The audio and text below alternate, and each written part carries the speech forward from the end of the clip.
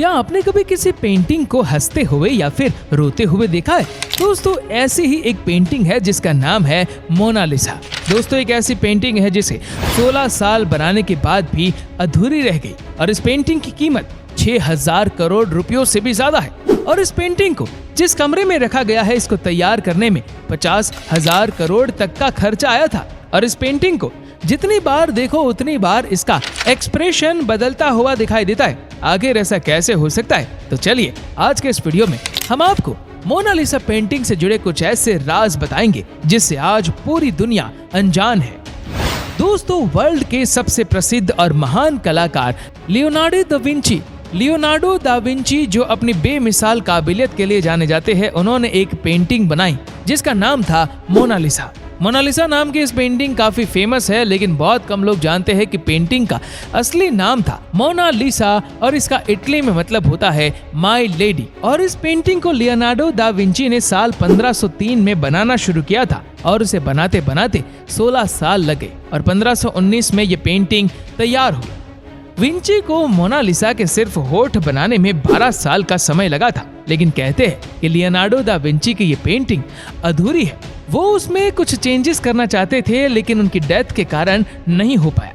Mona Lisa painting को किसी कपड़े या कागज पर नहीं बनाया गया है, इसको एक लकड़ी के टुकड़े पर बनाया गया है। और पेंटिंग बनाने के लिए लियोनार्डो दा विंची ने स्फुमाटो टेक्निकल का इस्तेमाल किया था जिसमें कहीं आउटलाइन नहीं होती। इससे साफ पता चलता है कि लियोनार्डो दा विंची कितने टैलेंटेड थे, क्योंकि बिना आउटलाइन के पेंटिंग बनाने के बारे में कोई सोच भी नहीं सकता। और लियोनार्डो दा विंची ने इसको करके दिखाया। ये पेंटिंग देखने में इतनी शानदार लगती है कि नेपोलियन बोनापार्ट ने इस पेंटिंग को अपने कमरे में लगवा दिया था।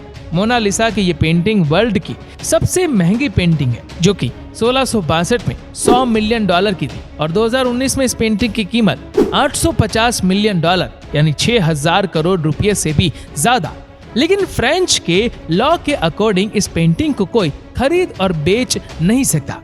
मोनालिसा की इस पेंटिंग का एक रहस्य ये भी है कि इस पेंटिंग को जितनी बार देखो इस पेंटिंग की एक्सप्रेशंस हर बार बदलते हुए दिखती है। इस पेंटिंग में मोनालिसा के होठ इतने रहस्यमयी है कि ये हर बार देखने में अलग अलग लगते हैं। कभी देखने पर मोनालिसा मुस्कुराती हुई दिखती है तो कभी ये मायूस दिखती है। अब सवाल ये है कि मोनालिसा पेंटिंग हर एंगल से अलग क्यों दिखती है? तो कुछ इतिहासकार का कहना है कि मोनालिसा का ऊपरी होठ थोड़ा सा दबा हुआ है, जो मोनालिसा की मुस्कान को रहस्यमय मुस्कान बनाता है। एक न्यूरो साइंटिस्ट ये भी कहते हैं कि मोनालिसा के होठ कभी नहीं बदलते। ये जो भी चेंजेस है ये सब ब्रेन के कारण होता है।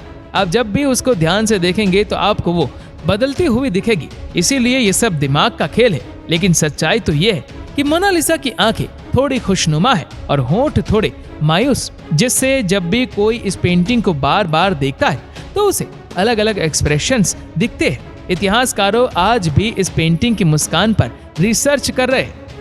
अब आज तक का सबसे बड़ा सवाल ये है कि लियोनार्डो दा विंची की इस पेंटिंग में ये लेडी है कौन? लियोनार्डो दा विंची ने कहीं भी अपनी इस पेंटिंग में लेडी का जिक्र नहीं किया हुआ है। कई स्टोरी इस लेडी के बारे में अलग अलग राय देती है।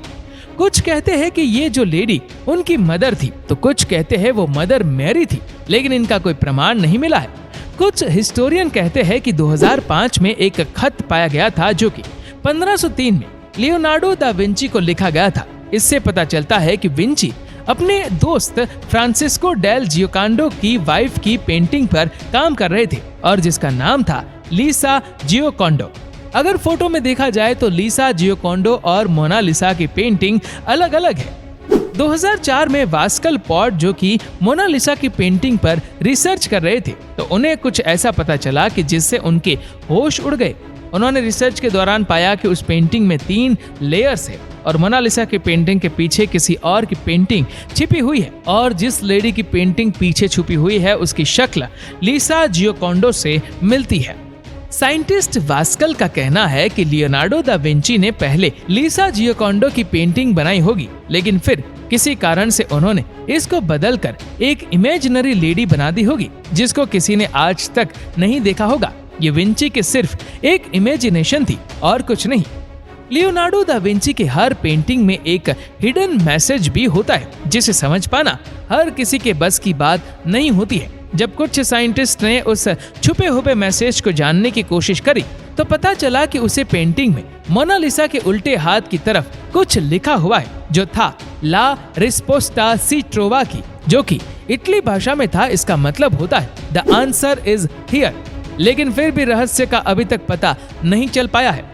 अब एक वेबसाइट पैरानॉर्मल क्रूबिल ये दावा करती है कि पेंटिंग को अगर लेफ्ट साइड से जोड़े तो माइक एलियन दिखता है। ये सुनने में अनबिलीवेबल लगता है, लेकिन हैरानी इस बात से है कि विंची ने उसी जगह पर लिखा था द आंसर इज हियर।